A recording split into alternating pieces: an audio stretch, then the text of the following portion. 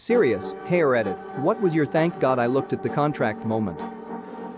Was in a rental sublease at an apartment room where the tenants were trying to get me to pay for the months I was vacated if I could not find a replacement. I asked for a copy of the lease because the sublease had ended and they were citing the old lease rather than the new one. The tenants would not provide one, sending me the old lease. The property management wouldn't send me one, even after multiple requests from answers emails immediately agent. 2 days before the rent was due, the agent finally sends me the new lease after I send a stern email with legalese phrases. Turned out I wasn't even on the lease at all, as subletter or tenant. And based on tenancy laws, I could just leave if I was vacated and gave notice. I gave 2 months notice. So I left. Gyms are notorious for being hard to get out of their contracts. La Fitness wouldn't let me cancel online or in the gym itself. I had to send a letter to their HQ in like California or some shit. They claimed they never got it. Had to send it certified in order to force them to acknowledge they got it. Just recently canceled a lifetime fitness membership. They weren't as bad. I went to customer service and said I wanted to cancel. They said no problem, but then the computer he was using won't let me sign it. Here, let's go to my office, at which point he tried to get me to stay. Once I said it was because of where I live now, he was completely understanding and got me cancelled immediately, so it wasn't too bad. My gym wouldn't let me cancel, so I went to the guys they were running their payments through. I was on a week-to-week contract so I could get out, as I was pretty sure I was going to be moving, but didn't really know when. Anyway, after all the nonsense trying to get the gym to cancel it or just stop taking money from my account, I told the payment guys I'd cancelled, but the gym refused to acknowledge it. I also forwarded emails about it where the gym refused to acknowledge the contract's rules. Payment guys immediately stopped the payments and got me a refund for the weeks I had money taken out of my account, and I was one relieved lady after that. I moved into my worst ever apartment complex. They had too small of a staff, the maintenance guys looked unprofessional, and I was burglarized.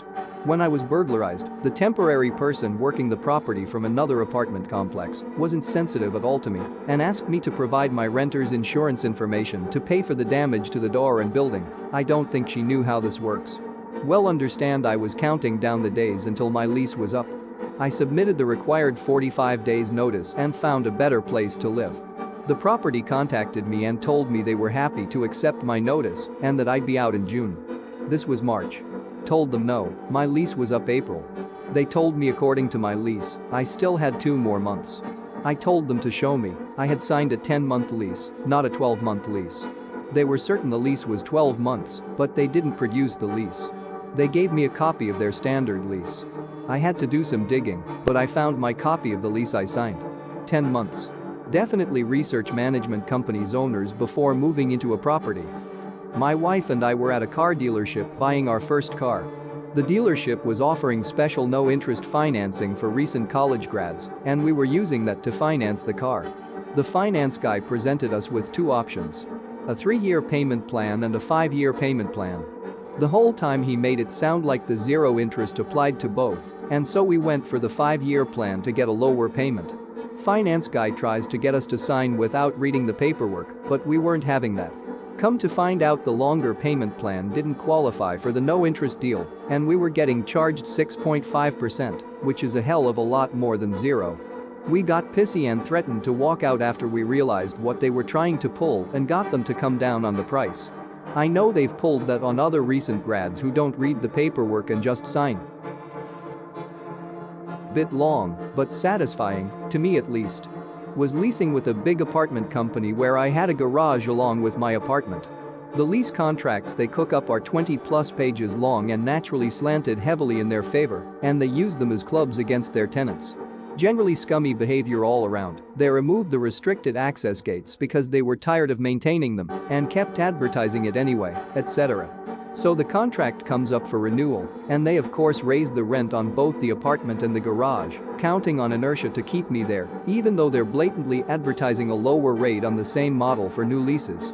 Now at this point I'm planning on leaving in a year anyway to buy my house, so I swallow it and tell them to write up the contract for me to review. I sit down and read the thing and notice they've clearly left the garage fee off the contract, even though it's noted as being leased. I bite my tongue and read it over, and yes, according to the paperwork, the sum total of everything was the price of just the apartment, and the total is less than what I paid the previous year. I sign it, fully expecting to hear back that they made a mistake before the property manager countersigns it. A few days later, I get my fully executed contract on my doorstep. Now the fun begins. I wait until the bill shows up on their payment website and call them up saying, there seems to be some mistake. You're charging me $X when my lease is for $Y, please correct. They tell me they'll review. A couple days later, they call to say, oh, it's just a mistake in the paperwork. You can either pay the full amount or we can take the garage off your lease. Oh no. My contract clearly states the apartment and the garage is this price. Please correct your billing. I paid them the amount owed per the contract on the 1st. Now come the threats. Eviction. Delinquent payment. Going to affect credit. Corporate lawyers. Luckily, I have prepaid legal services through my work. I call up the lawyer they refer me to and send off the contract. He calls me back the next day and says, you're absolutely right. They don't have a leg to stand on here. Get their attorney to provide you in writing what they believe their legal basis is for demanding more than what's in the contract, and I'll take care of it. My favorite line in contracts like this is how they clearly state that it is the entirety of the agreement, so there's no chance of slipping and things on either side. The property manager calls me to come visit her in the office the same day and says she reviewed it with their attorney and he believes they're in the right because of generally advertised pricing or some other such nonsense. She also implied that the person who wrote the contract was in danger of losing their job because of the issue, as if she wasn't more liable for it for signing off on it. This is where I get to tell her I've also retained legal services and passed on what he said. The look on her face was priceless. She told me she'd take it back to them. End of the story. I received a very terse note dropped on my doorstep a day later, saying they've removed the extra charge from my account. I'm happily living in my new house for 4 years now, but that still gives me a warm glow when I remember it. Edit. I live in a high cost of living area, so that detached one-car garage would have cost me $1,800 for the year. Not surprisingly, nobody was fired for the contract screw-up. Landlord agreed to let me move out a month early since he wanted to lease the apartment to someone else. We had to sign new paperwork to let me out of the original lease and to make me agree to be out by an earlier date. I knew he was a recently convicted forger, so I made sure to read what I was signing. He'd added the condition that if anything fell through with the new tenant, that I would still be on the hook for rent after I moved out. I called him out on it, and he said, oh yeah, I just added that part to protect myself. Then he stole my deposit. I still need to take him to court for that. Fuyu John. Edit. Okay, you all convinced me. I've got a few more months before the statute of limitations is up. Just left him one final voicemail and will proceed with the civil case if I don't get my check by the end of this week. Mine wasn't really extreme, but my GF and I were shopping for houses and we were checking out a townhouse-style condominium. The price was within our budget and the monthly maintenance fees were average for the area. It was an open house event hosted by a retailer, so the property's annual expenses were included in a pamphlet. I found that on top of the regular monthly maintenance fees, around $350, there was an additional expense of $800 every 6 months. I asked why there was an additional expense if there were already regular fees. She responded that the extra $1,600 per year was used to keep the fees low. I responded that the fees are average for the area and many places in the same neighborhood are already lower. Long story short, it was a nice house, but we didn't pursue it further.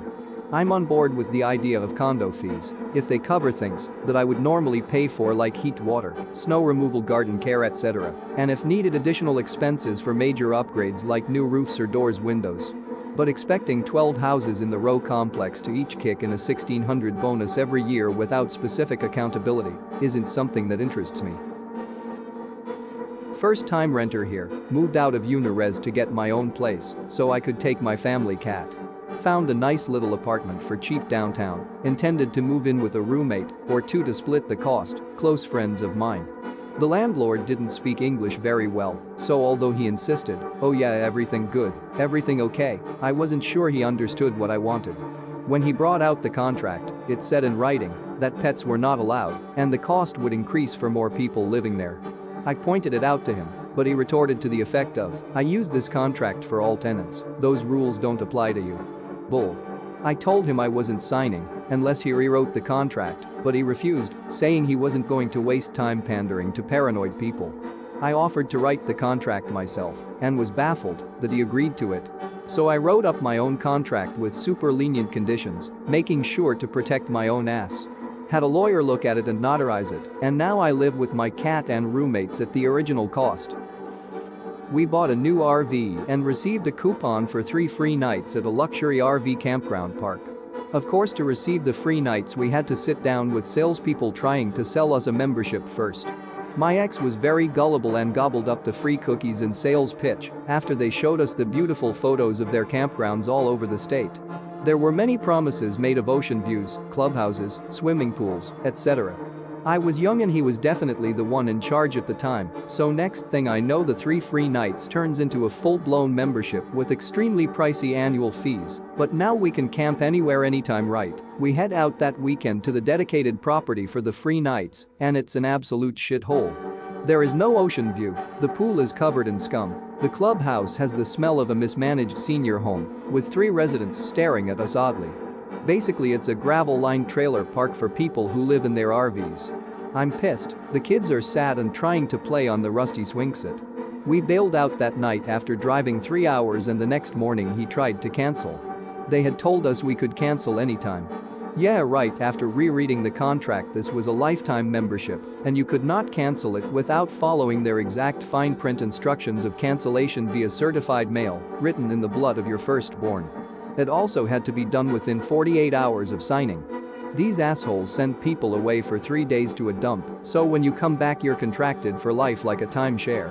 Lucky for us my bitch fit got us home within 24 hours, wrote up their ridiculous demands for cancellation and booyah'd right out of there. Then they tried to not refund us despite it all, and I threatened them with litigation, so they finally did. I have a scathing Yelp review about them that gets regular votes for being useful and funny. They recently tried to get it removed and failed. Suck it you dirty rotten leeches.